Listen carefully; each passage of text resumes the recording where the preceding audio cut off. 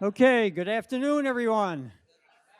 Welcome to our session on the rich legacy of Bates Athletics. I'm Charlie Mattis, class of 73, and this is brought to you by the class of 73, and we really appreciate your all being here. And so let's start out with the Bates cheer. Well, I don't know it either, so I guess we can get on with the show. We don't have much time anyway. Yeah, yeah. Wildcats. Oh, Bobcats. Yeah, I got it. Okay.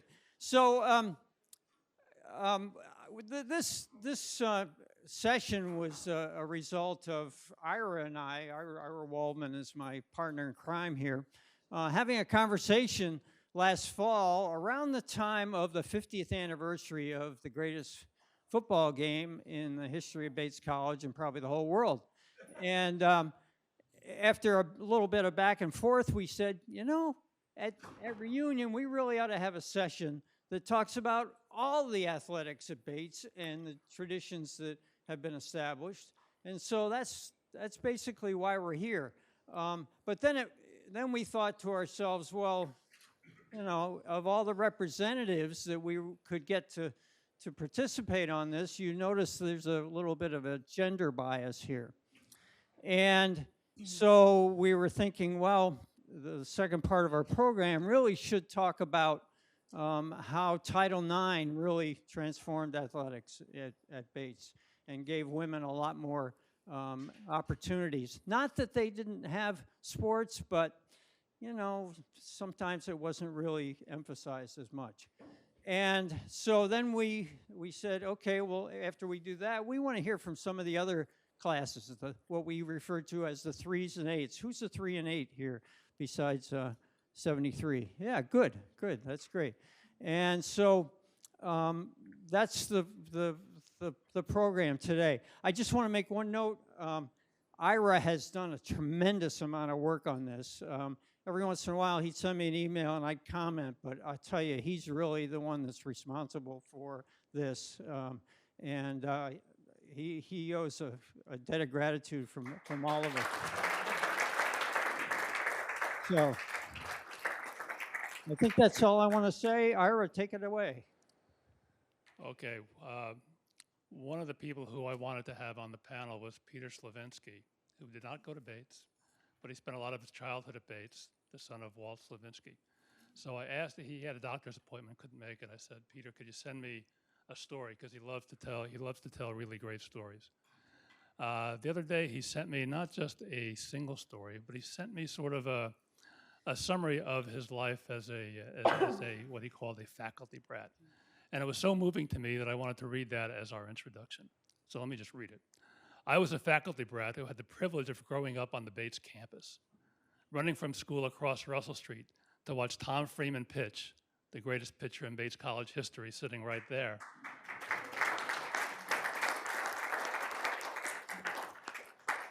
And Howie Vandersay played first base against the University of Maine in baseball in 1963, and Webb Harrison on the football field. Finishing my homework early so I could watch Howie Alexander, Jim Alden, and Mark Shulkin play basketball against Bowdoin in 1968. Watching Stork, Joe Burke, Ralph Bayek, and me play football, especially when they played AIC on Parents' Weekend in 1972.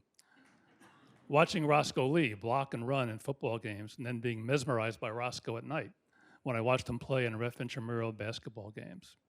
Watching the inspiring daily practices of John Emerson, Joe Bradford, Joe Gruby, Hank McIntyre, Paul Oporowski, Tom Leonard, Rick DeBrune, Jim Leahy, Steve Fillo, and David Sharm as they ran for Bates in the 70s, most of whom are here today. Watching Larry Wood and Chuck James, also here, as they lifted weights and threw for the Bates track team. Seeing Bill Lavallee set records while sprinting over the hurdles in '63. Listening to the skillful announcing of Dave McNaughton at basketball games and alumni gym in the 70s. Watching Lloyd Jagat on our program come back from the Army to run for Bates after serving in combat in Vietnam. And he concludes, Bates athletes and sports teams, the smallest college enrollment in most of the contests, usually the physically smaller team in the competition, competing with brains, courage, and impressive sportsmanship. Watching Bates athletics was like watching a clinic on poise, intelligence, guts, and most of all, class.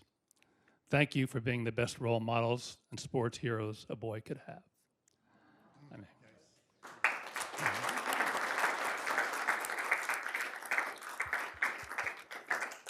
now, to get going, really, I'd like to introduce the moderator of the program and the boss, my daughter, Shayna, class of 2008. Shayna is a production something for reality TV shows for ATS. She's based in London. If you've ever seen American Ninja Warriors, she produces the European version of American Ninja Warriors. And so I think she can handle all of the warriors on our panels. So without further ado, let me hand the mic to Shayna, and we'll get going.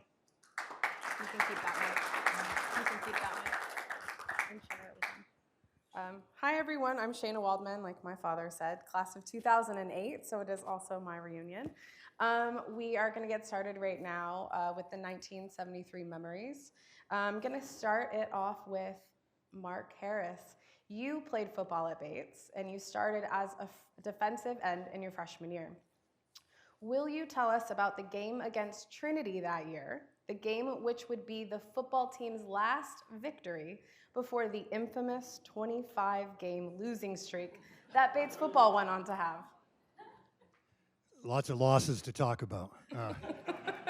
Anyways, thank you. I was not an extemporaneous preacher, so I wrote mine out. I had the good fortune of being a starting defensive end on the football team for 3 years, playing in 24 games. My biggest regret about football is that I decided not to play my senior year because of some misguided idea that I would devote more time to my studies. What was I thinking? My greatest memory is recovering 2 fumbles against Trinity in the 3rd game of freshman year. We went on to a last-minute victory. I can still see the ball bouncing around the backfield and visualize pouncing upon it, which fortunately I did.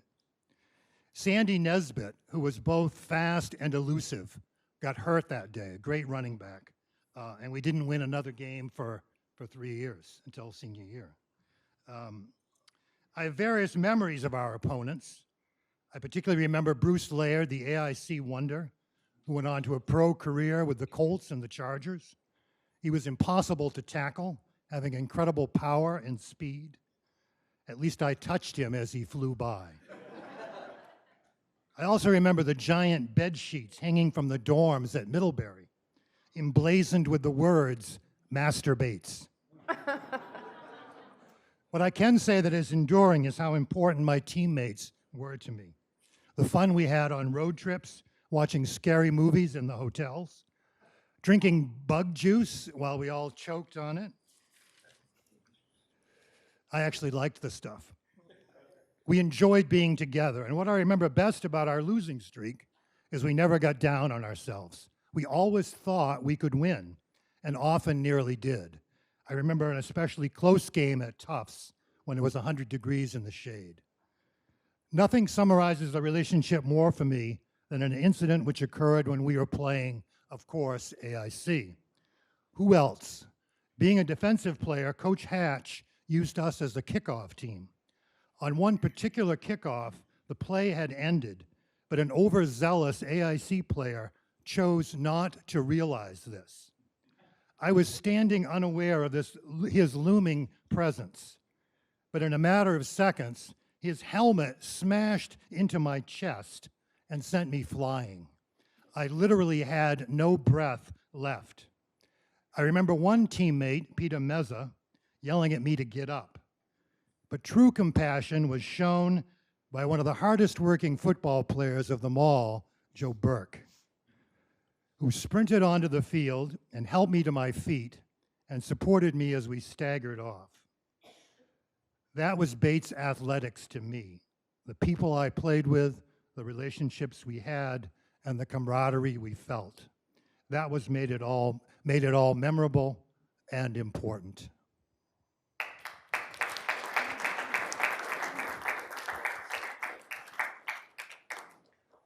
Ralph, I'm going to come to you next. You also played football. Can you tell us about the moment you ended that 25-game losing streak with a D2 American International College, or I should say against? You were named to the All-ECAC football team as a result. Thank you very much. There are gods that watch over football. On October 21st, 1972, these gods gave us a collective smile and a collective pass to make up for the previous 25 games, which one way or another, either close or not close, had gone down in flames. I'll be brief on this one. The AIC coach and my dad went to high school together. My dad was up for Parents' Weekend, went to see Milt Pepple the day before. He goes, Milt, take it easy on these guys. They'd lost 25. And okay, Frank, we will. I wonder what he thought 24 hours later as they headed back to Springfield. Boy, they must be able to hear a pin drop on that bus. But as far as the field goal goes, I was having a horrible day kicking. I had missed an extra point. We went for a fake after the second touchdown where Ira made a tremendous catch in the corner of the end zone. My holder, Bob Sosnovskii, was designed to throw to Ira. There was two rushers. I ran right in between them. I should have blocked either one or the other. I missed them both. Sosnovskii got crushed, but was able to complete the pass anyway. So when it came down to the kick, I knew I could make it. The question is, would I make it? But I kept one thing in my head. It's like golf, which I don't play. Keep your head down. Keep your head down. Snap was perfect from Frank Highland. Great hold by Laz, as always. And I didn't see the ball go through, and Laz was going, you got it, Ralphie, you got it. So we ran off the field, there's one thing that stuck in my head. There's still 6.5 minutes left in this game. AIC had turned the ball over at that point 5 times, which is why the game was even close. In my head, I just had them rumbling down the field like, 80 yards in 5 plays to take the lead. Fortunately, we were able to hold on downs, and then quarterback Danson Dave Dysonchuk was able to scramble for a couple of first downs. So as the clock was winding down under 2 minutes, minute and a half, as I started to get closer, all of a sudden it dawned on me that this thing might actually happen, which is what you see on the left-hand side of the screen there. And I practiced kicking when I was a kid in the backyard. I made some cheesy goalposts, and that was kind of my thing for a long time. So I guess for one shining moment in time, it paid off.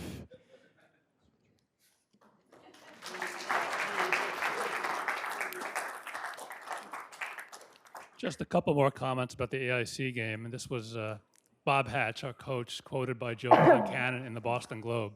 It was a big crowd, and everybody was pretty excited. It was Parents' Weekend, and I've never seen anything like this before, not even when we knocked off Maine a long time ago. We had mothers of players on the squad climbing over snow fences in their fur coats to run out and congratulate their sons. The fences are 14 feet high. Well, maybe they weren't that high. Or as ABC Sports put it, the victory bell rang loud and long October 21st, and the parties and celebrations lasted into the evening. And for the seniors, Bill Conley, Roscoe Lee, Guy Roberge, Andy Carr, Joe Burke, Ralph Bayek, Steve Eldridge, Ira Waldman, most of whom played in 3 winning football games during their freshman year, there was a tremendous sense of relief. It really was an existential moment.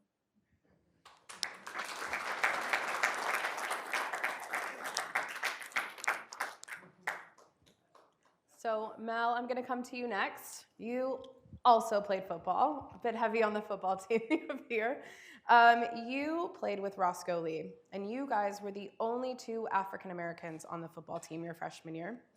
Roscoe was the only one of the entire freshman class to letter that year, and the only 4-year letterman from your class. Could you tell us a bit about what it was like and the influence that you both had on campus? Well, thank you, and good to see everyone here. And More than glad to talk about Roscoe. Uh, as stated, Roscoe, Lee, and I were the only two black players that freshman year when we came up to camp in August 1969. And Roscoe was from inner city Newark. And so, as you might imagine, going from Newark to the Lewiston, Auburn area was a bit of, as they say, kind of a culture shock. I came from Cape Cod, so I had a kind of an integrated background from about the 5th grade on. We won't talk about those earlier years living in the South that was segregated. But I was a little bit more adjusted to some things than maybe Roscoe. And so when we got here, basically, Roscoe and I were from, two different backgrounds. But as many of you can remember, during that time in the late 60s, there was a renaissance going on in a lot of black communities. And we found that Negro was no longer apropos. We were moving into an Afro-American kind of identity. There was a black identity that was manifested in language, in communities, in the Black Power sign. There were cultural changes that were going on. And so Roscoe and I were both, affected by those changes, being African-American young men. And so once we got here to campus, we knew that we had a bit of a cultural challenge ahead of us. But I think in many ways, the leadership that Roscoe showed on the field was really manifested because it came from a leadership that he had off field. The word that I would use to describe Roscoe as I got to know him is perhaps the $2 word gravitas, which is sort of a dignity, a seriousness that he carried about himself. And it was very infectious because if you're around him long enough, yes, he had a sense of humor. Yes, he could be as crazy and irreverent as anyone, but there was something about him that was very, very stable and inspiring. That would be another word I would use. Roscoe and I really bonded through a certain kind of friendship that would happen at being two of dozens of players two black players of dozens of players who were white. And in particular, there was an incident that happened in town that perhaps I might chat about a little bit later on. But what I wanted to do is to mention that not only on the field, but Roscoe became a leader off the field. And in that year, our freshman year, there were 16 black students, counting some of the students from Africa. And we decided that, and again, this is because of the times, that we would form an Afro-American society on campus that would allow us to engage the administration and at the same time give us a certain kind of collective identity that was very important at that time.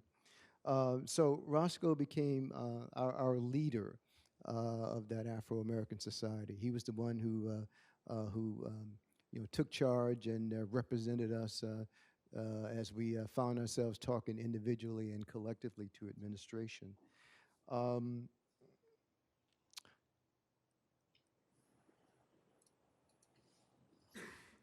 One of the things that happened I want to mention that I think was very significant in regards to that Afro-American society and its place on campus was that some of the things that we were urging, the administration did hear, they did listen.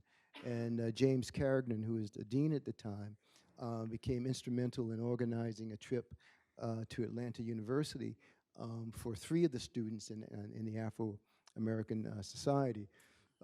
It was Walter Toombs, Marilyn Nixon, and myself. And so the 3 of us went down with Carrigan to this conference on African American studies. And we got a lot of information that we brought back to campus, and that information really helped us to sort of grow roots in regards to our society, Afro-American society here at the Bates campus. Now, it wasn't all very serious. You know, there were those moments where we had time to just to be college kids, and in those moments of having parties on Saturday nights, Roscoe was a leader there as well. He was the person who, once he arrived, the party began. And there was a quote that one of our classmates, Pam Johnson, made. She said that in regards to Roscoe, whenever he was on the dance floor, he was a hellified dancer. He could move those hips. And full disclosure, I was looking at Pam's hips and not Roscoe's. That's another story we'll get to another time. When I spoke to Walter Toombs, who could not join us this time around, he said that in a statement that was also in the class yearbook, that Roscoe is my giant. And what he meant by that, and as he spoke for himself, but at the same time spoke for others, was that Roscoe was just one of those guys. And maybe all of you have had someone like that in your lives, that he just seemed to have carried himself in a kind of way that made him stand out.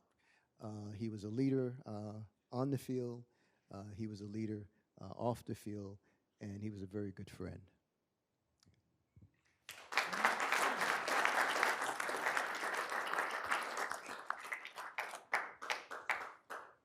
So we're going to switch over to basketball now. Brad, you participated in one of the biggest upsets in Bates basketball history. Could you tell us about that game and the banner contest that was held on the Return to Alumni Gym? Well, in those days, there was no NESCAC League. We played a very eclectic schedule. A lot of Division I teams, about a third of our schedule. And we were in the Maine State Series, so we played Maine twice, Colby twice, and Bowdoin twice. UMaine had a good team that year in the Yankee Conference. They had beaten Connecticut, they had beaten Rhode Island at home. Sports Illustrated had said that the pit at the University of Maine was considered to be one of the 10 hardest places to win in for visiting teams. It's a great gym. There's only 3 gyms we played in during my time at Bates that had any excitement. Bates College was one, UMaine Orono was another, and Williams had a little pit back in those days. But you go to Colby, you go to Bowdoin, you go to these other places, they had big, beautiful gyms, there was nobody there. So we go up to UMaine, and they have 4 guys who are 6'7", and we had George Anders, and George Wigton says, well, what we're going to do, we're going to run a 3-man weave with our big guys and put the guards in the corner.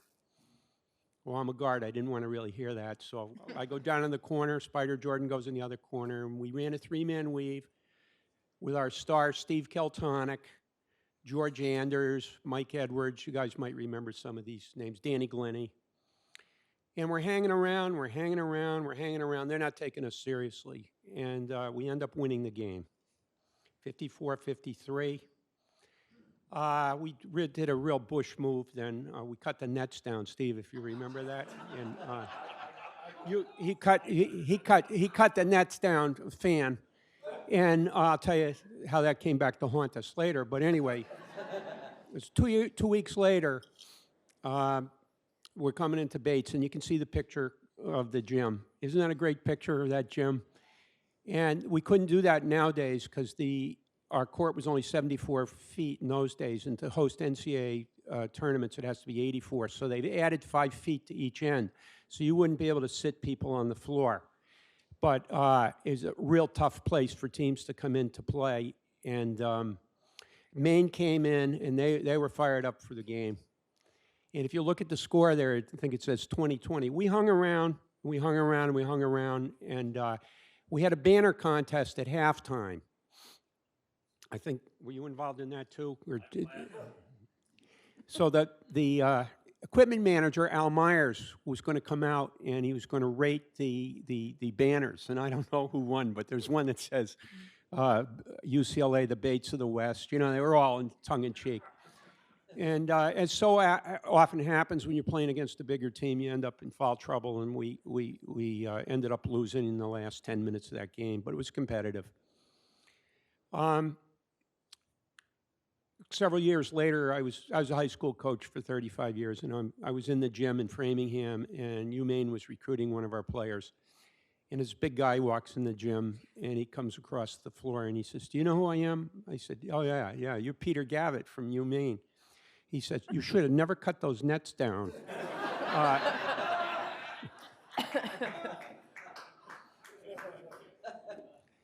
I hadn't seen a game at Bates for 50 years. I went back this year. John Amos, Dave McNaughton, Mike Wilson, Steve Keltonic, a bunch of us came back to see this year's team. And it was minus 40-degree wind chill factor. If you remember, it was the coldest day in Maine in 10 years. And we were over in a hotel, and there was no heat in the hotel over in Auburn. And I said, I don't think anybody's going to come to this game. You know, I think it's going to be a disappointment. They're playing Bowdoin. And good old Bates fans, we get to the game and the place is packed. And the next day, they lose the game. Next day, they're playing Colby in an afternoon game. And I was hanging around the gym, and the Colby guys were shooting around. I said, you know, you guys must be disappointed. You get that big, beautiful gym up in Waterville. You got to come down here and play in our gym. And two of them said to me, "Oh, no, this is our favorite game of the year. This is the only game where there's any kind of crowd excitement." So I'm saying this for the younger people. I'm so glad that we still have that facility. Sometimes, you overbuild a facility, and it just fits this campus, just the location and everything, in my opinion. And I know it needs new offices, and it needs upkeep and all. It's almost 100 years old. But it is one of the great gyms. And interestingly, UMaine moved their games over to more of a field house, and they're now going back, and they're playing more of their games in that 3,000-seat arena up there, which is a treasure, in my opinion. Playing at Bates was great fun. Playing for George Wigton, he was a gentleman. George passed away this past year. The testimony was in the chapel, and we had tennis players, soccer players, squash players, basketball players. You know, as a testament to what a gentleman he was.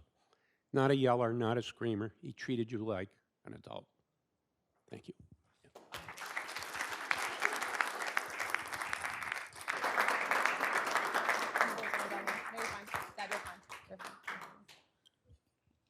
Okay, Lloyd, you ran cross country and track and field.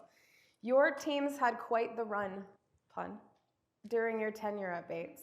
Tell us about that period of competitive excellence. Gladly. So my time at Bates went from the period of 1966 to 1973. And during that time, the cross-country team had 7 consecutive winning seasons. We were state champions 4 out of 5 times. Ironically enough, the year we lost the 5th championship was the same day that the football team beat AIC. We also were undefeated in 1969. And I know some of you might be thinking, well, 7 consecutive seasons, what's the big deal? So you have to put this in perspective. The 35 years prior to 1966, the cross-country team had a total winning number of seasons 6. They had the same number of seasons in which they didn't win a single meet.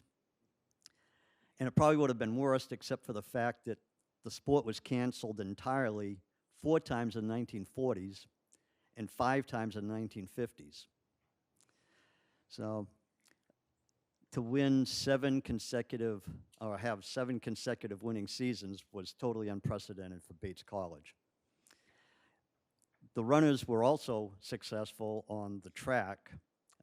50 years later, John Emerson's 4:10 mile is still ranked as the number 6 time in over history in Bates College. We also had the 72 2-mile relay and the 73 distance medley relay are also rated in the top 10. So with that kind of history, that's exactly why Joe Gromowski later termed that period and those runners as the beginning of the Bates distance dynasty. Thank you.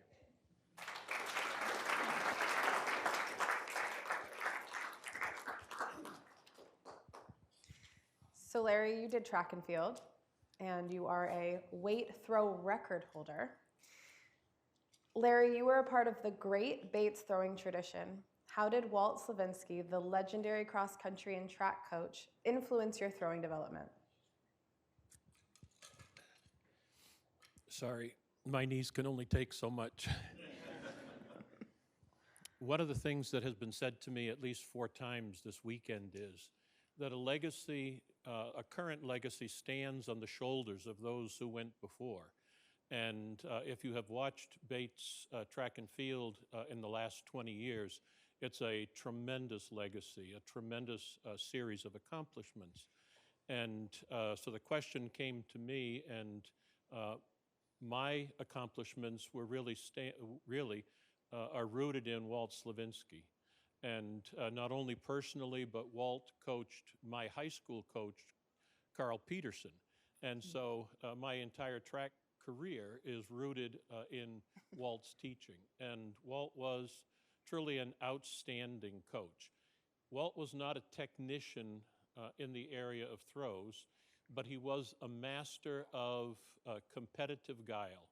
And from the very beginning, his objective was simply to win the meet. In whatever situation, in whatever position you were in, just win. So my senior year, shot putting was not, David, my favorite. Senior year, indoor championships, Bowdoin had a freshman recruit who was a giant. He was massive, and Walt said to me, "Get into his head." I said, well, that's the best I can do, because he's 1.5 feet taller than I am, and he weighs 100 pounds more. Well, in warm-ups for the shot put, I unleashed a major warm-up throw, and the young man took it to heart, and I beat him in the championship. And outdoors, he paid me back because he blew me out of the water, which he should have done indoors. But Walt had put it into my head that it was more important to compete in that moment than anything else, and that was the accomplishment. Walt was a consummate competitor. In his first 5 years of coaching at Bates, during the track season, he took on his entire team, one man against his entire track team. And it wasn't until year 5, when he actually got beat for the first time, that he gave it up. He had been an All-American in both football and track and field at Syracuse, and he was a consummate competitor. But as Peter said, he was also an incredible gentleman. And that impact on my life and my coaching career is just inestimable. So much so that one of the things that I really am deeply proud of Walt for is he understood what was happening in the world. When we started, there were no beards, there were no long hair, there was a very strict dress code, and Walt enforced that dramatically. There was no Title IX, there was no women's track and field program, and I confess that we had a pretty good life on men's track and field. But Walt knew what was coming, and Walt began some very subtle integration into his thinking and into Bates track and field. And one of the first things he did was he asked my fiance at the time, now my wife Susan, to do the announcing for one season of our track meets. And it was a small gesture that Walt knew what was coming, saw what was happening, and then was a participant in accomplishing it. Then the last part of that is, and I'll share this with you, outside of Walt's wife and daughters, my wife was the first woman to ever make a road trip with Bates men's track and field team when we went to Burlington, Vermont for our dual meet. legacies are important. The people who go before you really create the foundation for who you are. And the great accomplishments that you guys have done in this century really stand on the shoulders of Walt Slavinsky, and I'm proud to have known him.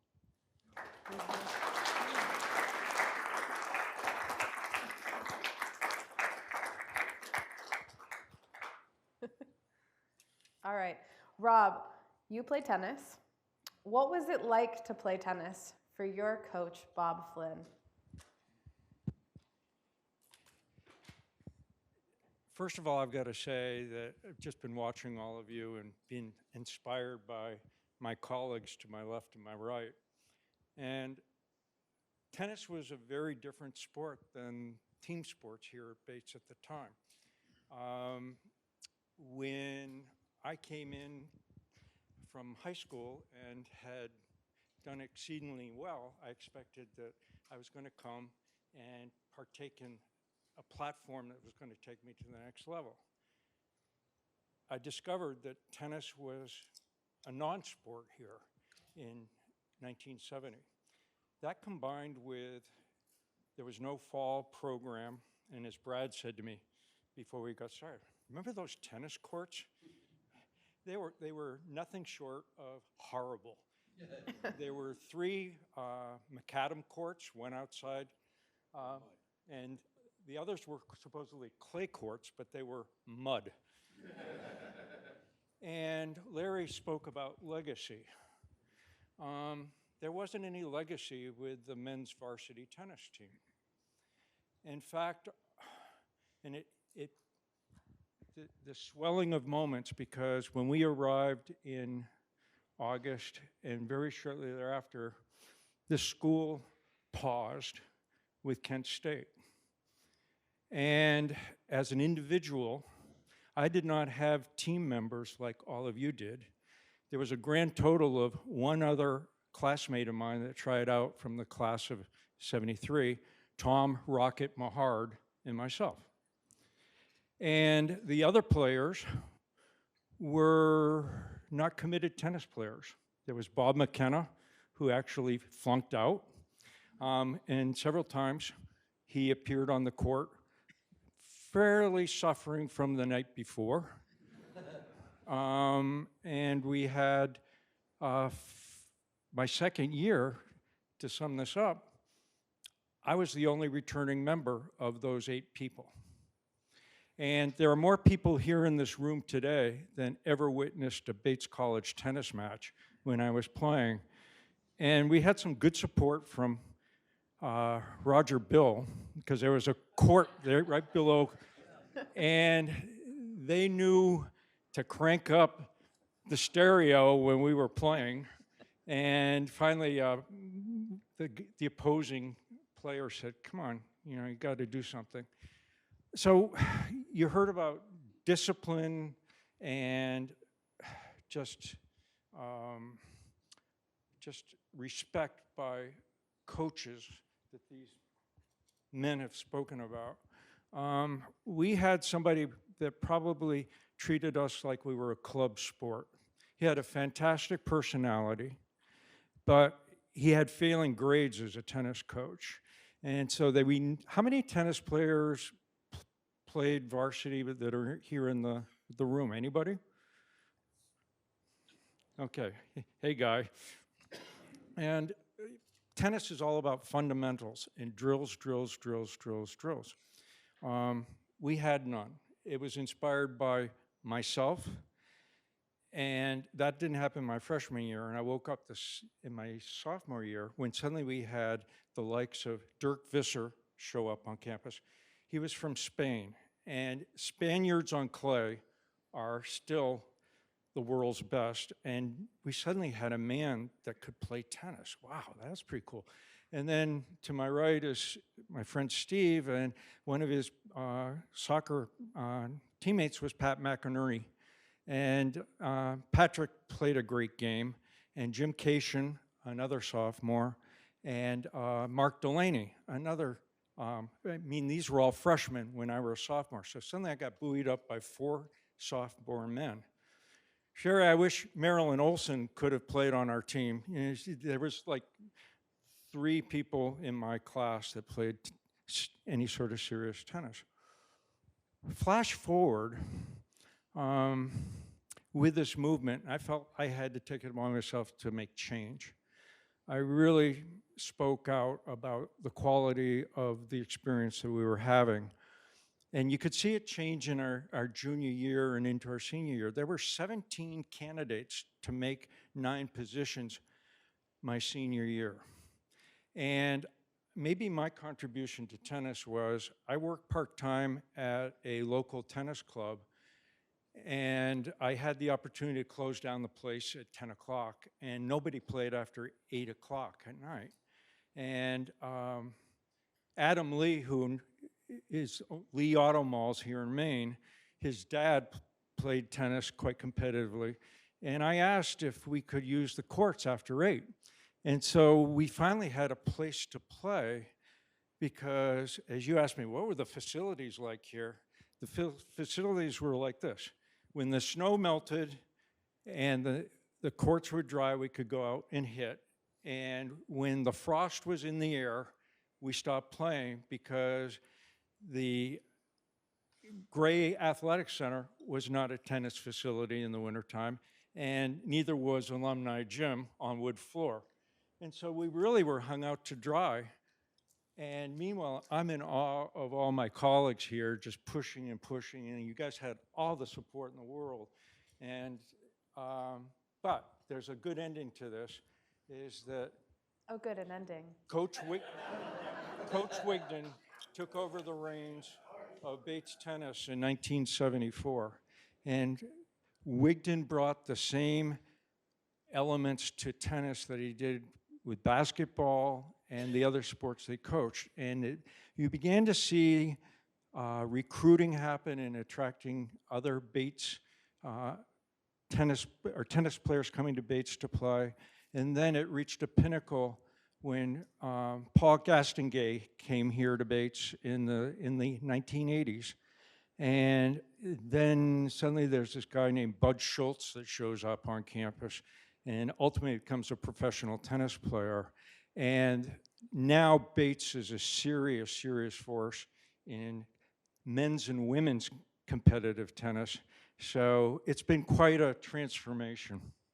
Thanks so much, Rob.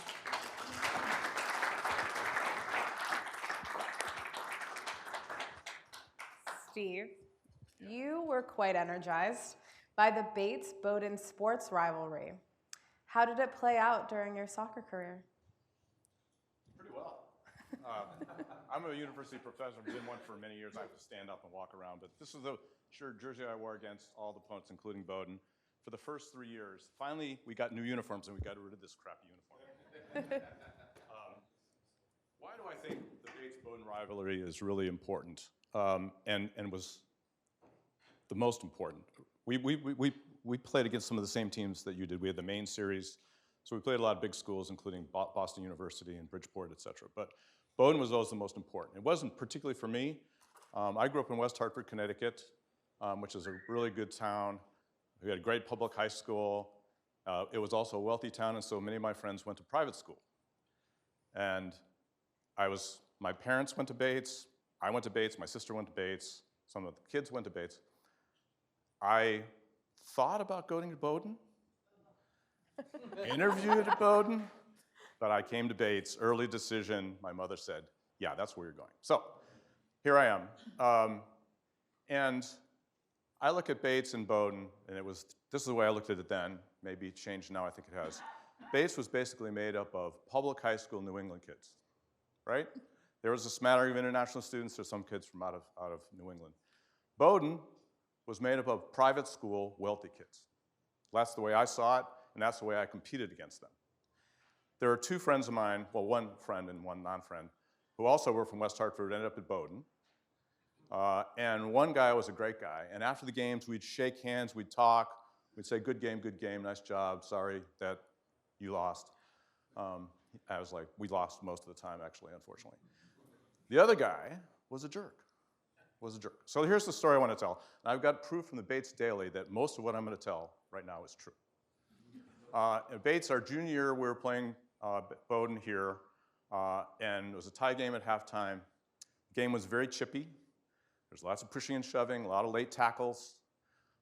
And at one point, the straw broke the camel's back, and one of our guys, one of our biggest guys, pushed one of their littlest guys. That's a story that's told. Which may be true.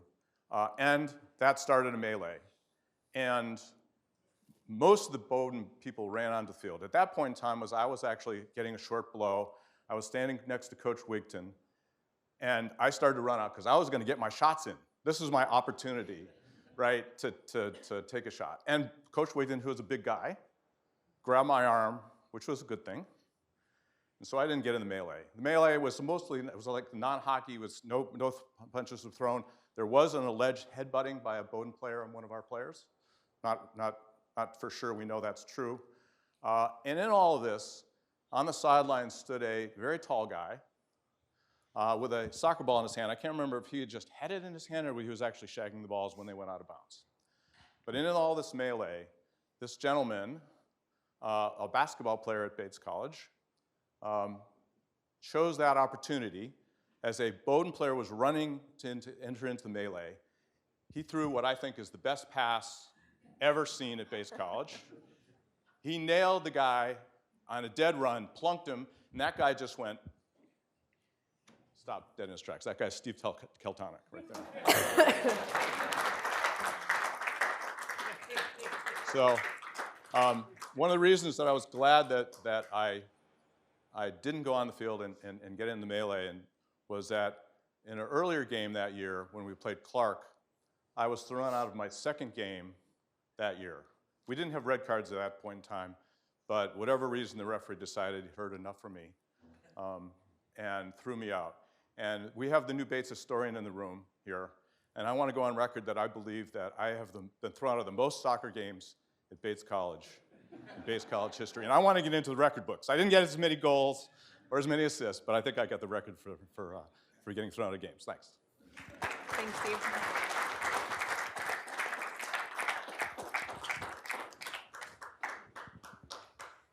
Bill, so you also played soccer at Bates, Yes, I did. but then you were the only one from your graduating class to go on to the military. Right. To my surprise and the great surprise of my classmates, I joined the Marine Corps after I graduated from Bates.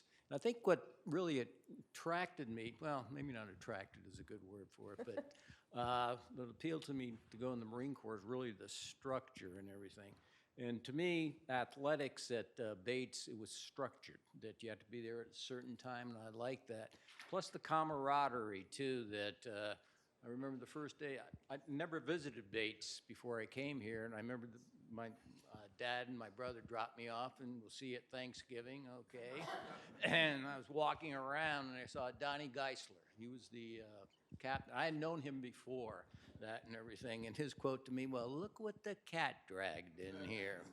But it was like an instant family when you got over here, because the first day of practice you got to meet, you know, your teammates and everything, and it wasn't like you were lost. And I can only imagine how tough it was for somebody else that, you know, the first time you're a freshman up over, you don't know anybody, and you show up, and what am I supposed to do? But this was, like I say, an instant family. And, you know, the friendships, you know, for 50 years later, that you still have the friendship, the instant family. And the same thing with the Marine Corps that, you know, well, as a matter of fact, I was in the Marine Corps for about 6 or 7 years in my initial contract. And I got out, I stayed in the reserves. But then I said, you know, I didn't get out because I was upset with the Marine Corps. I just want to try something different. And when I got out in the business world, it was like, geez, this isn't what I thought it was going to be, where, you know, your word is your bond and all the other stuff that happens out in the business. So we went back in the Marine Corps, and 27 years later, I retired from the Marine Corps. But I really think that being at Bates and sports and just the camaraderie, the structure, and the, you know, the team concept, I like that too, where you're part of a team. And it wasn't like I was out there by myself, and you know, you have to depend on other people. And obviously in the Marine Corps, you're not out there by yourself. You have one huge team all the time. So that's what really appealed to me, like I say, in the Marine Corps. And I said, I think, in the last probably 30 or 40 years, maybe one or two other people might have gone in the service from Bates. Thanks, That's it. Bill.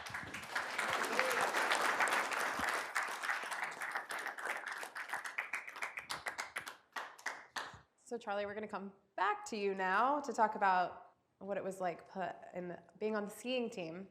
During your time at Bates, the ski program made an enormous leap into Division I. Can you tell us about your experience and what that was like? Okay. I had a kind of a similar experience to Rob in that when I arrived here, we didn't have much of a program. And going back even a year before that, as a sub-frosh, I came up to interview at Bates, and I was, kind of interested, but it turned out to be the blizzard of 1969. And I was supposed to go down to Bowdoin later in the week, and I couldn't get there. And I thought to myself, oh, gee, I want to ski in college. This is the place, And so I arrived at Bates, and fortunately, I got caught with this group of runners over here and ran cross country. And that gave me a lot of really good conditioning. And when the ski season started, I found out pretty quickly that we didn't really have much of a team.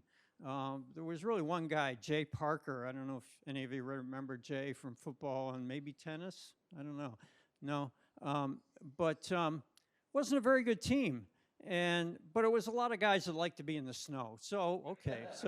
And I was, I think, the only freshman. I certainly was the only one that lasted any time. And so I said, well, okay, this is great. I got a chance to ski. I'm not very good. My high school career wasn't very good, but at least I can ski. Well, we went to our first Division II meet at Keene State, and there were 4 teams. And at the end of the cross country race, coach says, Mattis, you're third. And I said, what? I just couldn't believe this. And it turns out I was, fairly good as a cross country skier. But we lost that meet, and we lost just about every meet that whole year.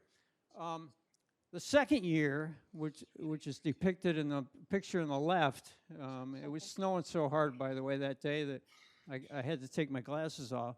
That was taken right out next to Roger Bill. And it was the only meet that we ever had on campus. And Coach Flynn, who spent basically all his time trying to figure out where we were going to ski.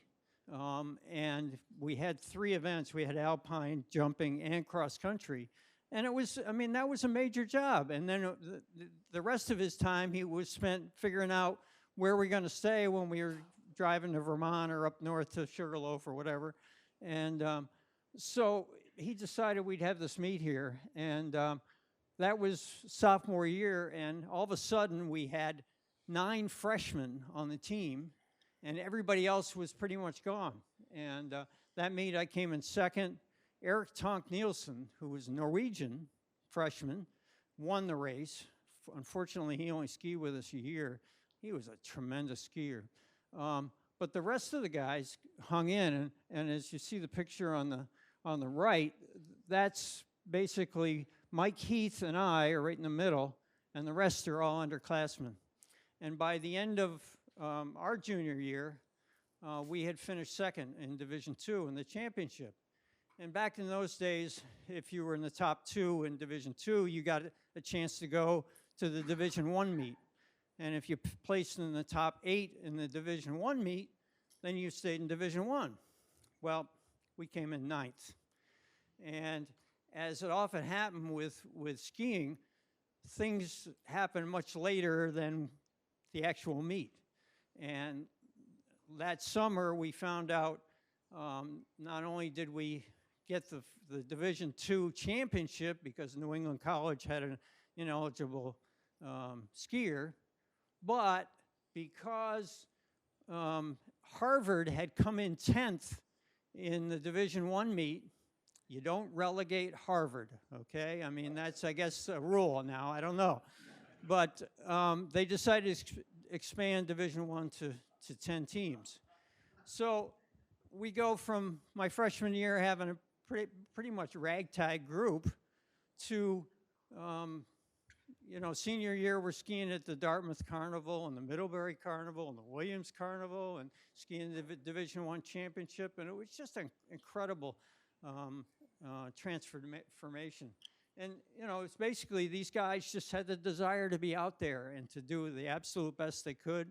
And we never felt as though we were really that great, but, we're in Division I. Now, we talk about legacy, and I noticed a lot of people here mention coaching. How many people here coached at one point or another? Yeah, I mean, that's a legacy, I'll tell you. I did quite a bit of coaching myself, but the other thing that the real legacy, and I'll use this as an example, the skiers that we've had at Bates College have been pretty remarkable. Now, this is an example of one who actually didn't ski Division I because her name was Nancy Ingersoll Fiddler. And at the time she skied, she was class of 78, I believe. 78. Yeah. And she was going to be here today, but I guess had a conflict. But she skied in the AIAW, which I think we'll hear about a little bit later, and was an outstanding skier. Went on to, into her late 20s and early 30s, winning 14 national championships, skiing in 2 Olympics and 3 world championships. And she was instrumental in creating this book, which basically documents the rise of women's skiing from 1972 Winter Olympics to the 2018 gold medal by Jessie Diggins and Keegan Randall. That's just one example. Some of the guys that did go through the program, Justin Freeman, Dave Chamberlain, class of 98, I believe. Justin Easter, outstanding skiers. Freeman and Chamberlain skied in the Olympics. Justin Easter was a qualifier for national championships in cross-country skiing and track 12 consecutive seasons. Every season he was at Bates. And there have been just an awful lot of great skiers coming through this program. And we don't even have a ski hill. We don't have a facility. I mean, just think of that. We have Mount David. What are you talking about? What's that? We have Mount David. What are you talking about? Mount David, yeah. Well, actually, my junior year, at the end of the season, we had enough snow that we had the Mount David Classic. We had a ski race off the top of the hill. But anyway, it's just, I think about that, and, there's just so many examples of legacy that come out. And but anyway, let's go on and talk about Al Myers. And there's the banner contest, right? That is Al judging the banner contest. Yeah. And of course, all of us knew Al. I mean, we'd go into to get our training gear. We had a PIN number before there were PIN numbers, and Al knew them all, right? And he was just the type of guy you could always talk to if he wasn't too busy. I got to know him because he played the guitar and I played the guitar, and we shared our experience with that. I'll tell one short story about Al. One time we were having Mike Seeger come and do a concert at Alumni Gym, and Al was the opening act. The place is packed. Al Myers does his thing. He finishes, standing ovation. Mike Seeger comes on, everybody left.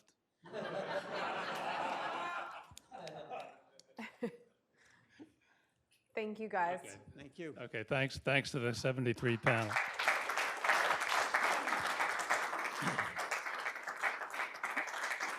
So we're going to have a quick transition here, and the guys up front are going to move back, and we'll have finally some ladies come up front.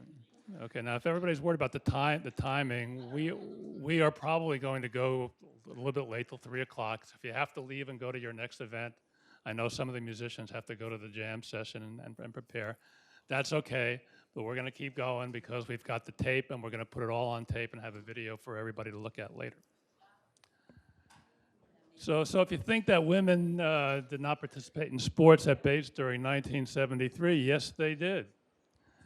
And here are some of the examples. We had a basketball team, an archery team, a fencing team, a skiing team, a field hockey team, a badminton team, and it's not up there, but we had a bowling team too. So there were women's sports at Bates, but they did feel relegated to second-class status until Title IX.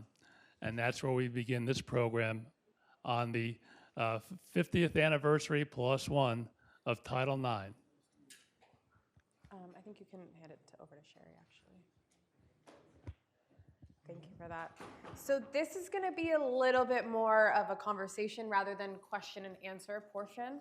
But I will kind of get it started with you, Sherry, since you were here before the enactment of Title IX, but certainly at the start of it. So I'd love for you to talk a bit about what that was like on campus. Welcome. I have to tell you that I probably was here before all of you. I came to Bates in 1968. I graduated from University of Maine, Presque Isle. And it was promised that when I come to Bates, that I would have a lot of good athletes, intelligent athletes, and all the good things. And every word of it was true. I think I was the envy of the Maine coaches that I got to coach the elite. And they were the elite. But in 1968, I thought I was going to be coaching field hockey, and I didn't. I was coaching basketball, which was really my main sport when I was in high school and college. And then, from then on, I transitioned to volleyball, to field hockey, to basketball, to badminton, to bowling, to fencing, track, I stayed, softball, lacrosse. What else was I in? And I said, yeah, okay. And I had to go home and read the book. I had no idea what even lacrosse was. I thought it was one of those racket sports, you know. No. But it wasn't until '72 that things started bubbling. We were in the AIAW Association, and we had a Maine association, which MAIAW, which took after the AIAW. But we were leaning towards joining the NCAA, and Title IX was starting to happen. I don't think in those days that I was really aware that we were second-class citizens or anything like that. I was so busy coaching the girls and getting someplace and just meeting their needs. If they wanted another sport, sure. Where do we put it? I do remember of sitting in a faculty meeting in the athletic department, and we were talking about should we bring in two more sports, softball and lacrosse. And one of the male coaches was going, yeah, and I think just we're worried where the purse strings, where are we going to get the money to support all these teams? But Bob Hatch and his leadership made it happen. And they just kept plugging people in as to where they would coach, and the athletes were super. I mean, they wanted the programs, and they became the stars. Every time we entered a championship, we came home with a trophy. We were probably the most elite team in Maine. We played Orono in our first year in lacrosse, our first year in softball, and we beat them, and we beat them. Then we keep picking them off. So that was kind of good. But those are my experiences with the program. The athletes were super, and have always been super. You couldn't ask for better student athletes to work with. And I don't know. Yeah, thank you. Carolyn, what about you? You coached here for 25 years. What was your experience like? I did. I was a legitimate Title IX hire because I was hired. There had been an indoor track team for 1 year, which Sherry helped coach that. And then I came in to start the varsity women's cross-country program, and then a few years later, the outdoor track program. And so I was reminded frequently that a male had left and I was his replacement. And so it was always, but you're like, so they were still trying to make the money work without a question. As far as Title IX comes, I was graduated from high school in 1972 at Weathersfield High School in Connecticut. Is Chucky James here? And so in 1971, I was not allowed anywhere near the track because I was a distraction to the boys. But I did win a state championship that year. And I, in order to compete, someone from the school had to represent me, so a student teacher drove me up to the meet, dropped me off, and left. And the next year was a little more legitimate. We had a club, but I needed a meet to qualify for the state meet. So there was a big championship for men and boys called the Big B Invitational New Britain. And so I called up the meet director, and I was very shy. And I said, I need a race. I'll run with the boys, I don't care. And he says, you can't do that. And I said, well, can I get a girls' race? Just give me a girls' 800, you know. And he says, well, you need sponsors, you need this. I go, if I get a sponsor, you'll put in the race? And so the guy just like swallowed, like, well, what did I do? Weathersfield, Company 3, Fire Department, girls, 800. And so that was, they had 4 women's events in that year, and the newspaper said it was the first co-ed meet ever in New England. And I guess I started that. So,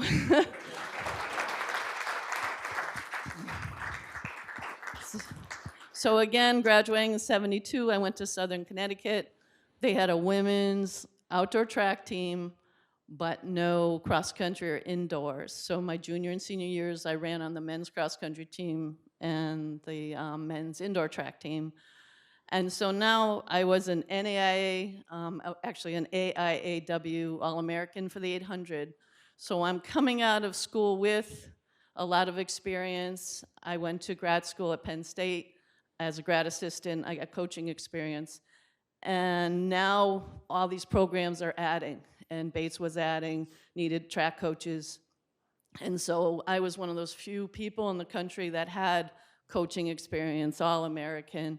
And they wanted women in the coaching role. So Bates actually wrote to me and said, can you apply for our job? And here I came. So the Bates experience, I mean, every day I just loved what I did. I loved my job. I loved the students. It was always rewarding. We grew as a team. We beat Harvard. Oh my goodness, they were a little surprised at that. But I don't know if Karen Holler's here today, but she was a part of that group. But it was just the Bates athletes, like Sherry said, are passionate and committed and driven to be successful. And we've done tremendous things with modest athletes over the years, without a question. Thank you.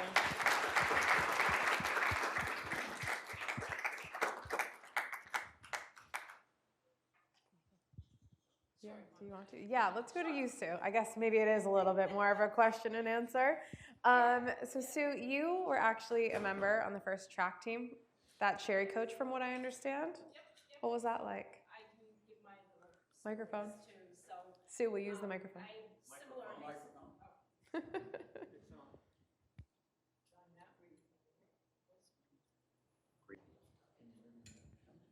Okay. So, Testing 1, 2, 3. You're good. I think you're good. Yeah. so my high school experience was similar to actually Carolyn's because in where I was in Wayland, Massachusetts, we had the field house for the high school. So everybody in our county came to run in the high school for indoor track meets. And the boys were the only ones running, but I have two sisters. So my senior year in high school, the three of us decided that we were going to start running also. So it was just 1 year after Title IX had passed. So we ran on JV in the boys' meets. So nobody, I guess, could stop us from doing it.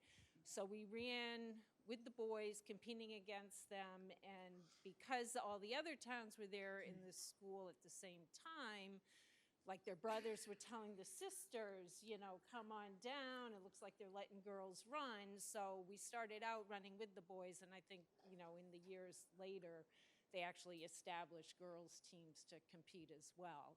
But so pioneerish, I now go into Bates. Bates does not have indoor track either. I also played field hockey and lacrosse in high school.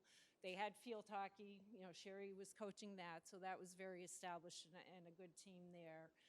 It wasn't until my sophomore year, so 1975, that indoors we decided just to start a club.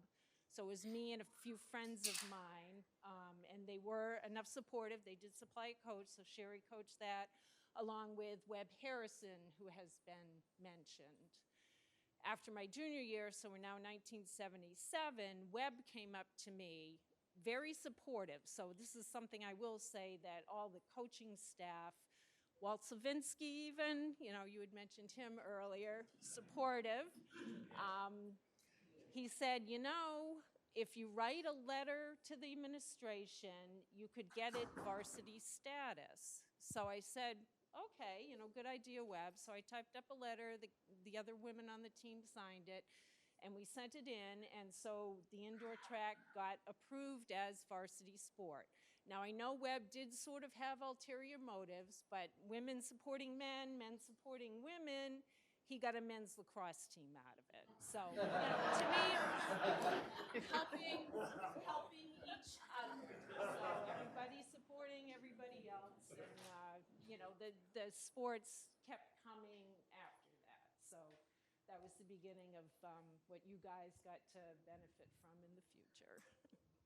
Can I butt in a little bit here? When, speaking of people benefiting, when I introduced the lacrosse team to Bates College, they wanted to have a lacrosse. I said, okay. And at that point, we had Gloria Crosby, who was the women's administrator. She was the first softball head coach, and I was her assistant. So we all voted for that, and that was good and everything else. Then the next year, Gloria said, okay, now you're going to coach the softball team. You've had a year experience under me. And then the lacrosse team, she got out of softball. Lacrosse got booted over to maybe Pat Smith, I think.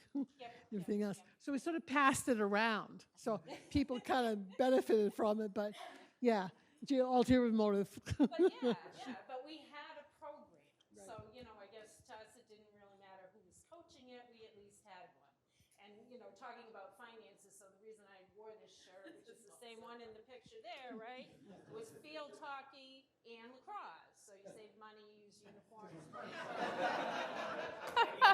it was okay. We had a team. And actually, a lot of the women that played field hockey also played lacrosse. So it was a lot of the same women. And it still fits.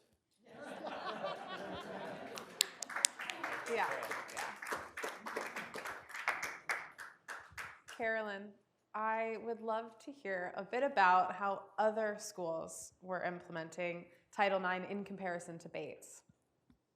Yeah, so I'm answering that question, I think, because of my job, but you know, I'm a beneficiary since I started in 1979 of all of the people who have come before me, and you know, I work in the athletics for the Ivy League Athletic Conference, and we've done a lot of history, you know, sort of in reviewing things over the past 100 years that I've worked there, and it's interesting that so many of the Ivy League schools, you know, when Title IX was adopted, didn't even have women students, right? So they were having to bring women students into the campus. I know, I've heard all the stories about how there were even no bathrooms on campus that didn't have urinals in them, right?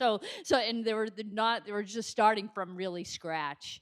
And the women on campus, as you were saying, and other people have said about, you know, becoming and finding a family, there were very few women on campus, and they were able to find each other through athletics, and really, and it's at all the Ivy League schools, really feeling like that was one place where they knew they were, you know, so they could be together and have teammates that would look out for them.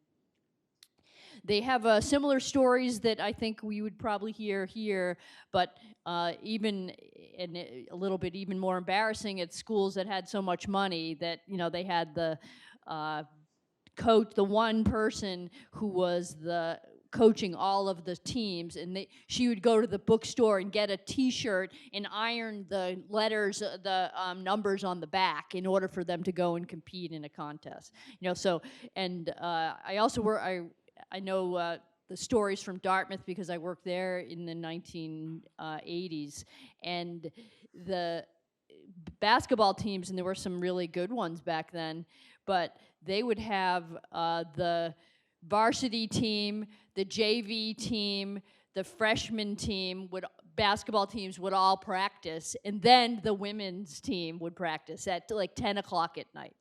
So it's not until really I went to the Ivy League and heard all of these stories about like sort of the really the hardships that really the women had to go through to get what they needed to compete, that I really appreciated how far Bates had come when I was here in 1979. We always had our little complaints that, though, the football team got steak after they beat Bowdoin or something in the dining room. Like, really?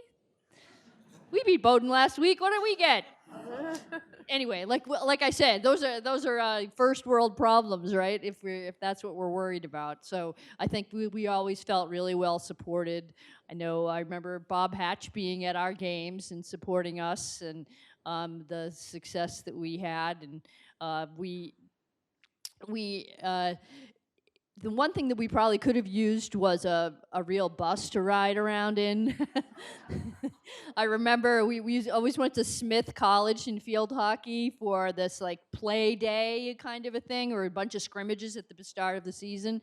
And I remember Sherry, whose name is Yak in my mind, always will be, was driving, and we're like driving around, and it's like, wait, I think this kind of looks familiar. Wait, yes, we were lost here last year because we're looking for the orange roof of the Howard Johnsons, right?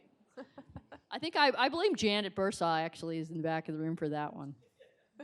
So we could have used some professional drivers, but other than that, I think we had a fabulous experience. Thank you, Carolyn.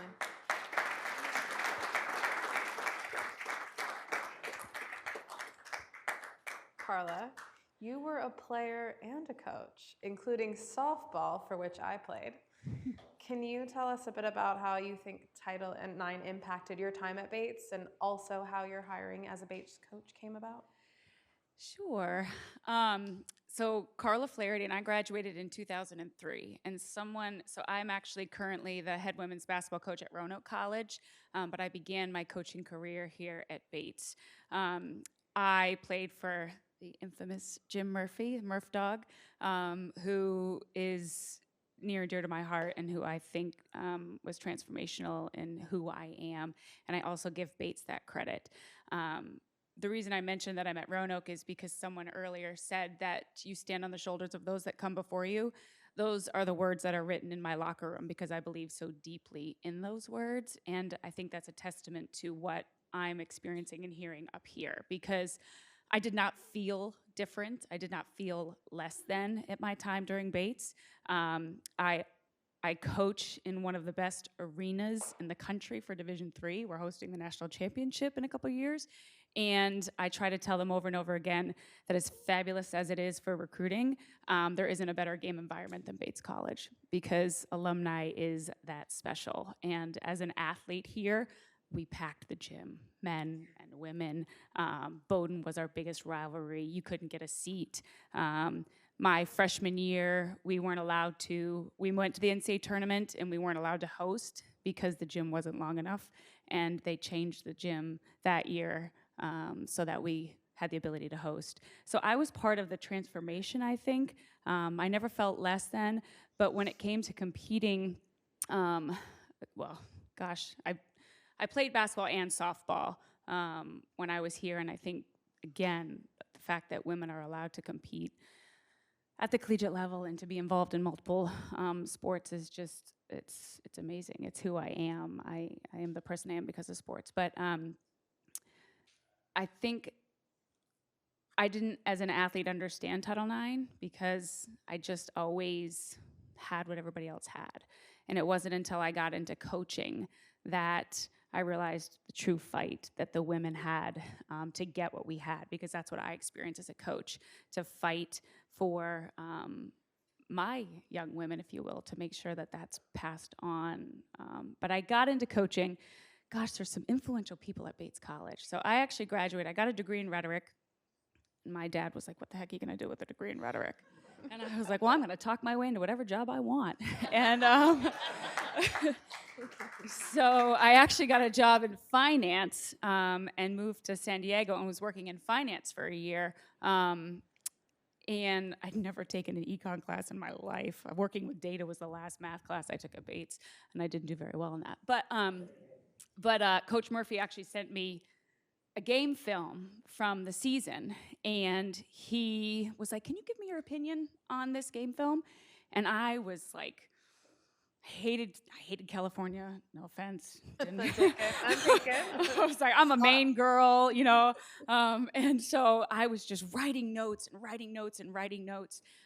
giving him my feedback because they were really good. We were really good. And I sent it to him. Lo and behold, I didn't know he took my notes and passed them on to the athletic director. And that transfer of my analysis led to the job creation here at Bates. So the athletic director, at the time, I didn't know this, but there was no female on staff as an assistant at Bates. So they created a spot for me. And so I was to come in and coach soccer with Coach Murphy, basketball, and softball. And I was also to be an intern in the athletic department. So I studied under Suzanne Coffey, who was the athletic director at the time.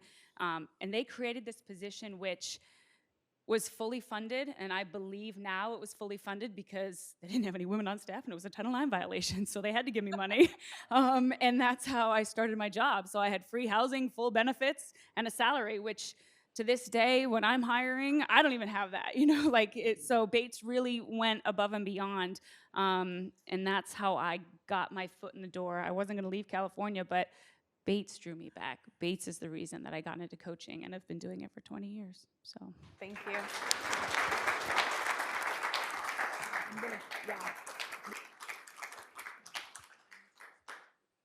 What do you need to do? Okay, we're gonna, thanks to the Title IX panel. We really, really appreciate it. You guys are great. It's fantastic. It's great to have this on video, and we're gonna do more of this at some point, so thank you. But time remaining, we're gonna have the threes and eights come up.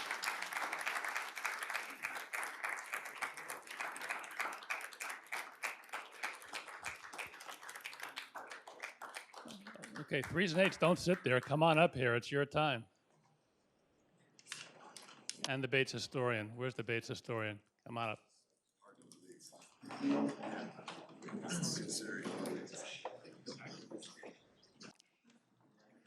I think Shana had to do something personal. I'm not 100% sure.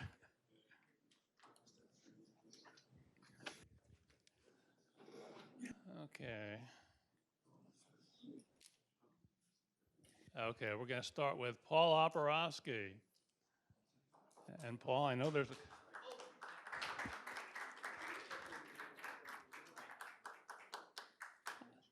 I have no idea what Shayna's question was for you, but I think she told you what it was. So why don't you just start yakking away? Is it on? Okay. Yeah, This okay. one's kinda messed up. I'm going to sort of pick up where Larry Woods spoke about and Lloyd Jagat. So coming into Bates as a sub-frosh, you actually understood how successful the distance program was in cross country and in track and field. I did not run cross country in high school until my senior year. We didn't have it. And you'd think like, you couldn't find a less expensive sport to have on a program because all you needed was a pair of shorts and some shoes. And so coming into Bates, a full season in the fall and then indoor track and then outdoor track, it was like, wow, for somebody who loves to run, this was ideal. 4 years of college, we had 2 undefeated seasons. I was able to have the pleasure of rooming with 2 great runners, Tom Leonard and Rick DeBruin at my freshman year. And I think at this point, it was probably the fastest freshman room in the history of Bates in terms of, 3 guys that ran in that and that shared that room. I want to share one story about this sort of talks about what it was like to run at Bates and what it was like to be coached by Coach Sosnovskii. So this is junior year. We're running this Eastern Championship at Franklin Park. And the Easterns is, smaller schools. But it was the one time we got to compete against Brandeis, and Walt really hated Brandeis. And so he would give anything to beat Brandeis. And once again, we kind of came up short. Now, we had no problem at all with Coach Sosnovskii. He would, there was never a bad word said in terms of getting us motivated to run. And that was the one time he lit into us, as saying, "Oh, you guys, you should have won." And Oporowski should have been 30 seconds faster in that race. And so from that point on, so this is coming from, Franklin Park all the way back to Bates. We weren't saying much of anything in the car. Fast forward a week later, we go to the New Englands. Same kind of situation. But at that time, unlike today, we were running against Division I, II, and III schools all together. So you had Providence College. That race was actually won by a future gold medalist, or silver medalist, John Tracy. And so I'm in the race, and when you're running, you kind of have this tunnel vision, and you're just running and blocking everything else out. When the course goes through the woods, Roxbury, not a great part of Boston. And out of the woods to my right, I spot this white van coming. I don't know where the hell. I don't know how it came out. And I'm like, what's going on here? The window comes down, and there's Walt telling me to go after Frank Richardson from MIT, who was in front of us. Like, all the rest of the coaches are at the finish line. So this guy, I don't know. I don't know how he got into the woods to begin with. And, so that was, so again, Larry, in terms of the competitiveness, and here's a guy who never ran, but he could, that was it, just, get into his head. Well, he got in my head in that race. Anyway, so I finished the race, and wouldn't you know it, 30 seconds faster than the week before. We were, I believe, 5th in New England. So this is, Providence, Northeastern, UMass, some good teams. And then at that same, he says, I told you, and you're going to go to the Nationals next week, which with NESCAC, you sort of had to bend some rules. So I actually got to fly out to Cleveland, stayed with Bob Chasen, and finished 12th, made All-American that year. And as they say, the rest is history. So it was these were the best times of my life here running for Bates, running for Walt Savinsky, and sharing all these fond memories with my teammates.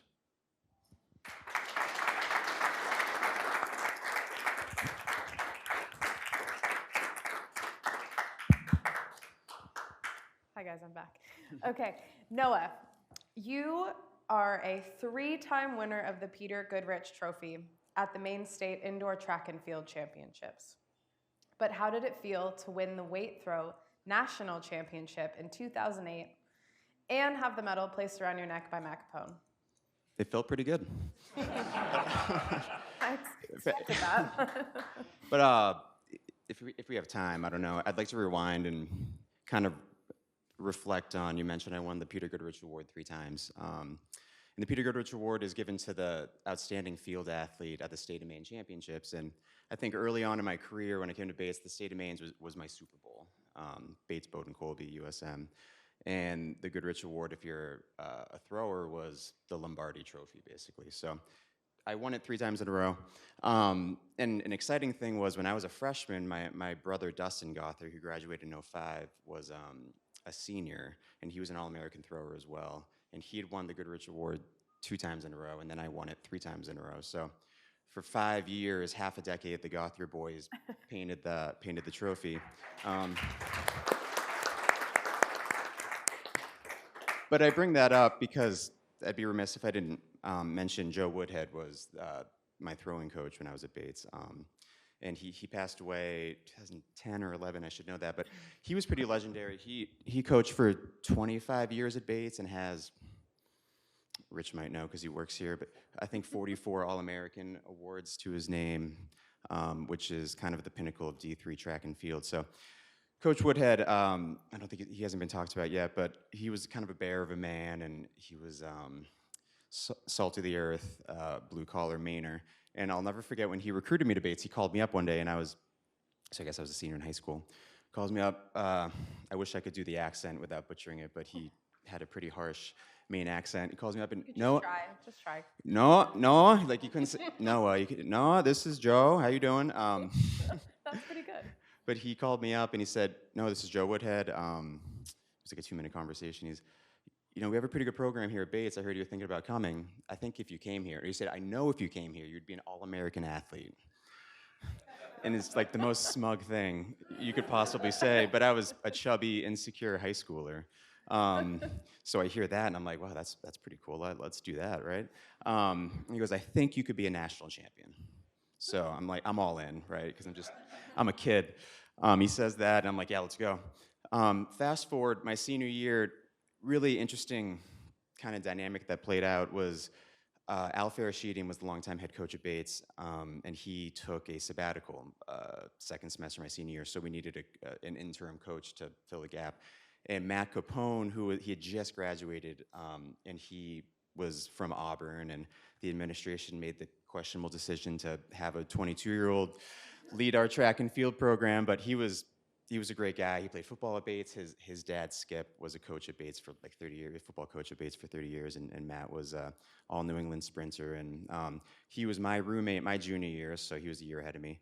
And Capone it was just kind of funny that he was my head coach my senior year because we were roommates the year before, and we got into a lot of trouble on campus, and my senior year, he lived off campus. We got into a lot of trouble off campus, and then going to nationals, Joe Woodhead was kind of advanced in age, so he didn't travel out with us. So it was just me and my best friend, Matt Capone, going out to nationals. So it was kind of a funny dynamic there, and we got into a lot of trouble in Ohio. But I won, and it was kind of a surprise. I feel like I had a good year, but winning nationals was like, I almost get emotional now because it was a big deal. And as the coach of Bates, Capone gets to hand out the awards to everyone on the podium, and I just get emotional because he was like crying, he was so happy. So he was my best friend giving me the trophy. It was really cool. And then I'm almost done. I know we're short on time. After I won, the head official gave me I guess like the scorer sheet, right? It's like the piece of paper, NCAA, my name's on it, number 1, circles my name, and he's like, you might like this as a little memento. I'm like, oh, that's cool. I figure I'll give this to Joe Woodhead. That would be like cool for him. So I come back to campus after winning, and I'm just like in the sky. I'm so happy. And I give it to Joe, and in my head, it's like he's gonna, engloss this on like a piece of wood and hang it up in his shed. And it's just gonna be like a great thing. It'll be like in his home office or something. And he folds it up 8 times and puts it in his back pocket. And he just looks me dead in the eye, shakes my hand, and winks at me. And he was like a winker, old school. Winks at me, Noah, good job. And he just kind of walks away. So it's just fun, like, it's 4 or 5 years before that, there was a phone conversation. I know you'll be an All-American, and I think you could win nationals. And then he's kind of like that Bill Belichick guy. That was just the job. Do your job, right? And that was the job. And we did it, and we worked our asses off to get there. But for him, there was no parade or anything like that. Joe was just so old school. So it was kind of a funny juxtaposition of Matt Capone, kind of like my best friend on campus, giving me the plaques, or giving me the plaque, and then Joe just, he was so accomplished. He's like, yeah, thanks for nothing. But it's kind of, so he's just, yeah, so many people. I'm honored to be here, and so many throwers before me kind of set the tempo, and then so many throwers you'll hear from David kind of accomplishes so much more than I ever could. So I'm honored to be here, and that's just kind of a glimpse into my Bates experience. Thank you.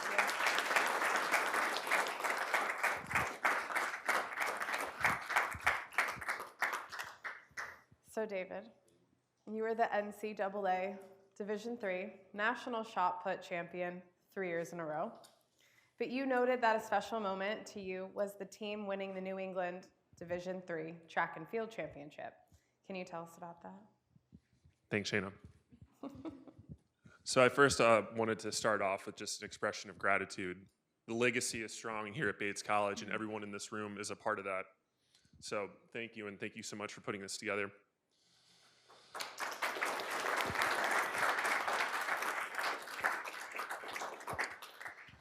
It's kind of funny. Sometimes I'll go on a slight tangent. I try to think about where the inspiration started for track and field, and Ethan and Chris, Rich, Noah, Dustin, Jamie Soller. I keep going further back in time.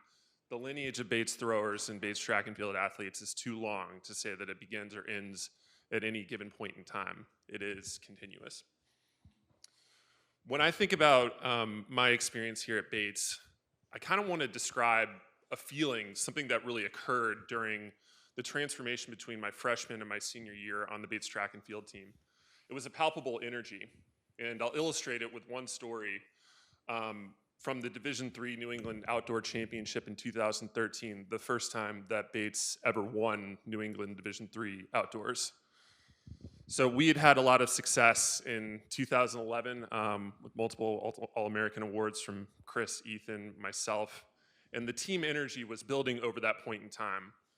We had individuals like David Hardison, James LePage, Eric Kimball, Sam Goldstein, et cetera, that were really rounding out everything that we were doing in this track and field program.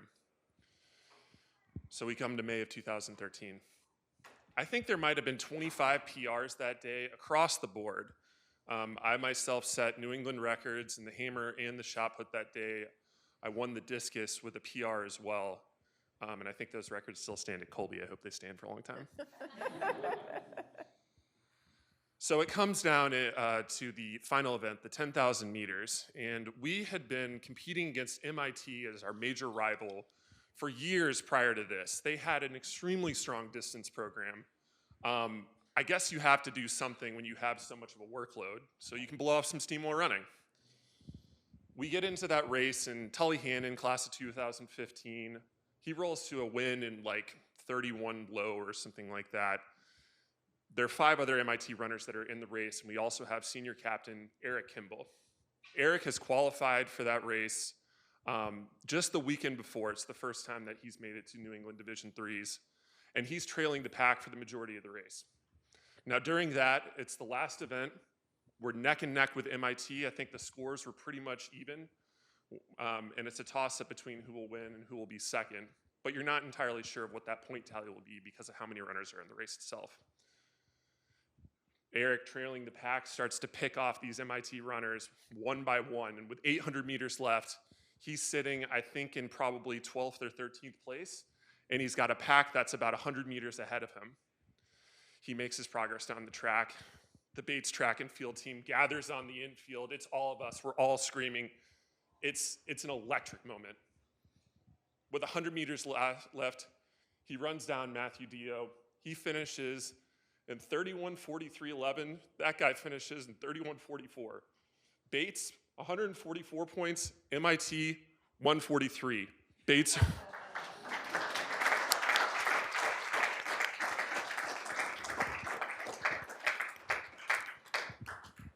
In fall workouts, those early mornings in the wintertime, in the pool workouts during the middle of the week, the team was fully bought into that year.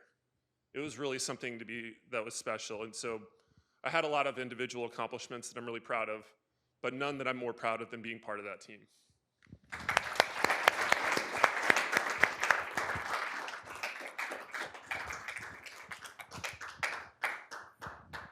Thank you, David. Sue, I'm going to come back to you. You played on the first ever lacrosse team for women at Bates. Do we need more microphones? I hear that only 4 of you on the team had ever played before. Can you tell us a bit about that? Sure. So, yes, that's true. And out of those 4, one of them was actually Nancy Ingersoll, who was mentioned earlier before. So she had played lacrosse in Weston and switched over to the cross-country skiing after that, so just that 1 year. I don't have any actually bad memories about the first years of the lacrosse team. So the coach, like Sherry had mentioned, she was the coach. She had never coached lacrosse before. We only had 4 girls that had ever played the sport before. I was recruiting my roommate, my friends to come join the team. They had never played before. But other people have already mentioned the athletics here at Bates is not necessarily about, the champions that there's a lot of here that I am not one of. But everybody supported everybody else. We love the sport, so people enjoyed playing it. I believe, even though Sherry said we beat UMO, I don't think so. I think we lost every single game that first year.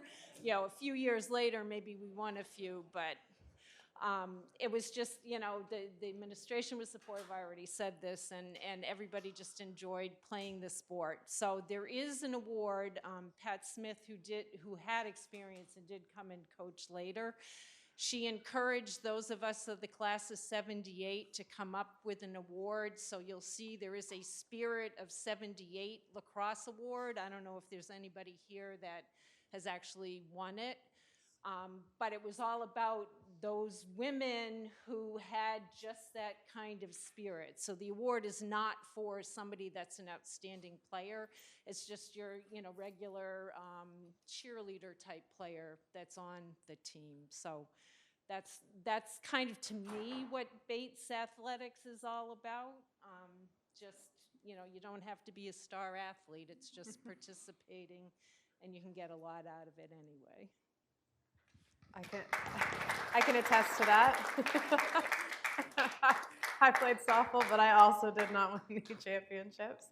Carla, you were one of my coaches and one of my favorites. You played basketball and softball, but you were an absolute superstar on the basketball team. What was it like when you hit that 1,000 point mark?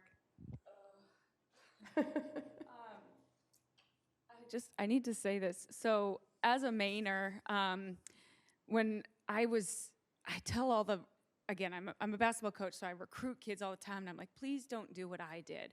And I grew up right next to the University of Southern Maine, and at the time, they were hosting national championships, competing for national championships, and my dad was like, when you play for USM, they all went to UMaine, so they wanted me to be in the UMaine system. I'm the only one that broke the mold in my family, and I mean aunts, uncles, sisters, parents, everybody went to UMaine. And my dad, when my mom just dragged me to Maine Day. And I was like, I am not going to live in Lewiston. I am not going to Bates. I'm not doing it. And she's like, you need to go. And so I'm like, ugh, okay. Because you know what? They have a good basketball team. They might have a chance at beating USM. That was my whole goal in high school, was finding a school that could beat USM.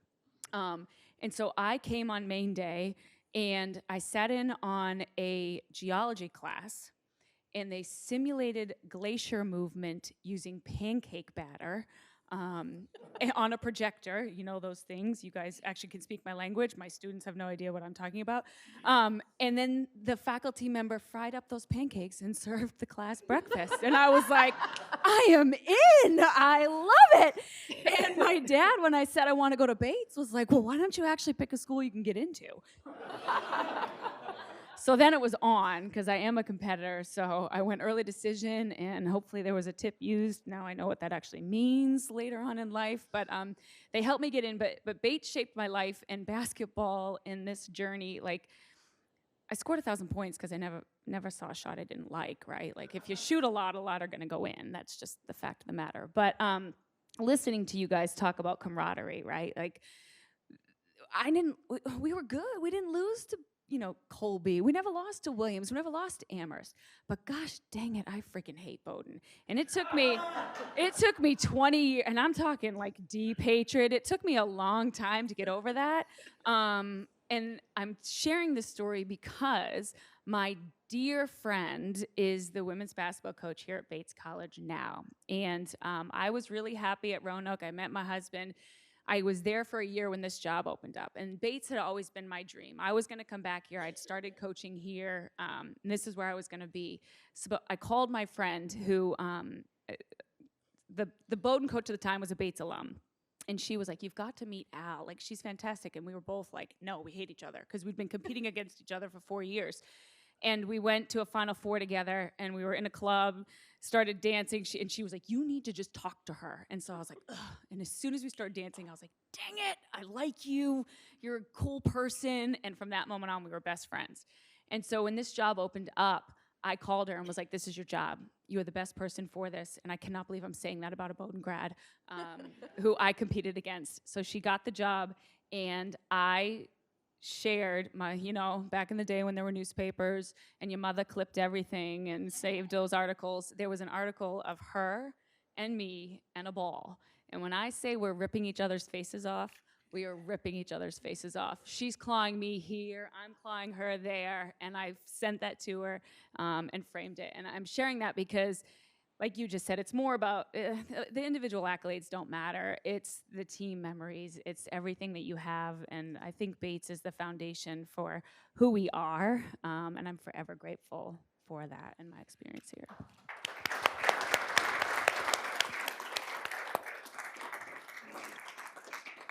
So thank you guys. Thank you guys so much. We're done with this panel. We're going to move on. Bob, you as the Bates athletic historian, just if you wanted to go over some of the things you've been working on and to share with us. And I hear you might also have some fun stuff for us to look at. Thank you, guys. So it says athletics historian. I took one history class at Bates. It was with John Cole, and I recall we read the autobiography of Ben Franklin, which to this day is probably my favorite book, or one of my favorites, so that was impactful. I've done a lot of research on turn of the century, early 1900s, Bates athletic history, and it kind of started in support of Ira Waldman's quixotic quest for there to be a Hall of Fame here. So, Did you say quick? quixotic quest. Means it started a long time ago and still hasn't happened. So I was a little bit of a journalist, but Ira kind of taught me how to research. Like Bates students are all digital, and the Mirror yearbooks are all digital, and newspapers.com, you can get anything. So Ira kind of taught me how to research. So I started digging in. I liked baseball history, and I was aware that there was a baseball player named Harry Lord, who I'd come across in all these books about Ty Cobb and stuff, and it said Bates College graduate, Bates College graduate. So I wanted to research his life. So that kind of got me going. So then I started researching other people, and here's some things I learned. The fellow that hit the first home run on Garcelon Field in 1899, became Jack Kerouac's doctor in Lowell, Massachusetts. His name was Nathan Pulsifer. The fellow that scored the first touchdown on Garcelon Field in 1899 became the head of the American Bar Association, 35,000 member American Bar Association, and he took on FDR head to head over a court packing scheme that FDR wanted for his New Deal, and FDR backed down. In 1904 at Bates, there were two fellows who went on to be Major League Baseball players. They were in the same backfield for Bates College. And not only did both of them become Major League Baseball players, then Harry Lord and a guy named Bob Messenger, they were two of the fastest players in Major League Baseball. Both of them won speed awards at different field days along the way. So that blew my mind. Lord, the guy who I mentioned I was curious about, as I researched, it turns out he was not a Bates College graduate, despite what Wikipedia said, and he wasn't a pitcher, but he ended up becoming, he stayed at Bates for 1 year, and it actually ended up dropping out. He played 10 games. He played the whole football season. It was pretty good. A couple touchdowns against Colby. Got kicked out of the game for fighting. Played 10 baseball games, and then dropped out of Bates and played for this minor league team called the Portland Pine Tree Association team, and played against Bates that season. So for 10 games, he's playing for Bates, and then all of a sudden he's getting paid $25 a game and playing against Bates. And Bates has someone who is in the Basketball Hall of Fame, is in the second class ever of the Basketball Hall of Fame. So all of these information, it was like fascinating, peeling layers of an onion, and it kind of blew my mind, all this stuff. So I do have a show and tell here. So this is called the Pulsifer paperweight. Bates went undefeated in 1898, one of only 2 or 3 teams in Bates history ever, and they had never beaten Bowdoin. But on that day, they beat Bowdoin 6-0, and this paperweight, the Pulsifer paperweight, so it was donated by the grandsons of Pulsifer, who are Bowdoin grads, actually, and it says the play that won the game, October 28th, 1898, and it's Pulsifer is blocking, and a fellow named Saunders, William Allen Saunders, scores the touchdown. Now, Saunders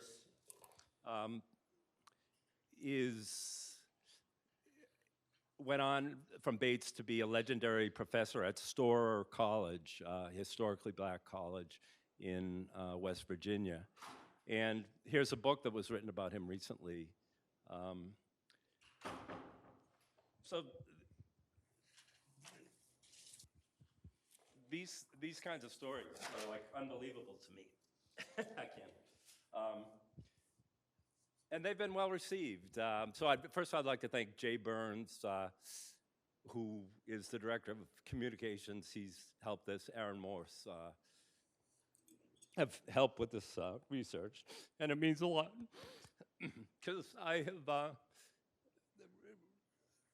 got an email, and I'm getting a little emotional now because Howie Vandersea had read one of my stories, Howard Vandersea, and what's that? Oh, he reached out and said, I enjoyed one of your stories, and I was like, wow, if I'm reaching a guy like Howie Vandersea. And he took the time, and he died recently, and his number's going to be retired, but other, you know, Brooks Quimby's grandnephew, who Paul Holt, class of '64, has read these kind of stories and reached out. Ty Cobb's great-grandson actually read a story. So these stories have been published in through Bates, but also I'm a member of something called the Society of American Baseball Researchers, SABR. And it turns out this Bates guy, Harry Lord, played in the first All-Star game. So I got an email from Ty Cobb's great-grandson. You know, it shed some light on a pocket watch that he had, this research. So, and just recently, actually just yesterday, I met with the granddaughter of Harry Lord, this Bates guy I keep bringing up. And, you know, she showed me his first contract with the Boston Red Sox. So he went on to be the captain of the Red Sox, the captain of the White Sox. Ty Cobb and he were rivals. So I sat down in their living room, you know, and went through his scrapbooks yesterday, and tried not to spill the pastry I was eating onto the original Red Sox contract, and I may have, or the coffee and stuff. But so it's very gratifying, and so I don't know if it's helping Ira's quest to get a Hall of Fame. It doesn't seem to be happening. But I have a little goal myself. I'd love to see a statue of called Teammates. There were two African Americans, Saunders and a guy named Bruce. And Bruce became a national figure. He died young, and they were. And this guy, Pulsifer, who's on the paperweight, and a guy named Purinton, who was Bates' first athletic director, who died in World War I. I'd love to see a statue of these four men outside of Garcon. And so that's my goal. But hey, Bob, you know,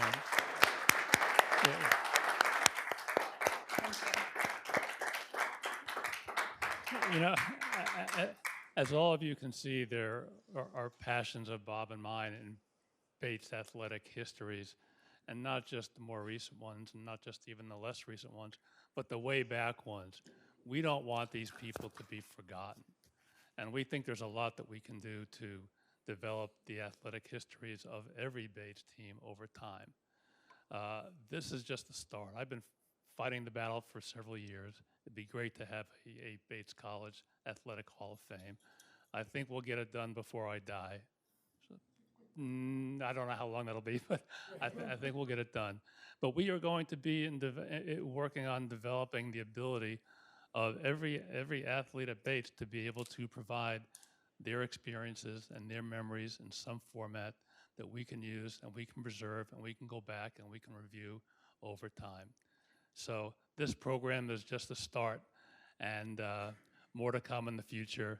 Thank you all very much for attending. It's been great.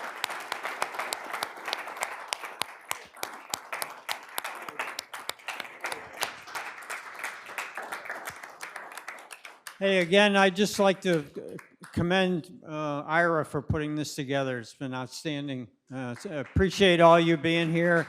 You'll be hearing from him and us, and if you know anybody in class of 74 or 75, they'll be hearing from us because we'd like to see this continue.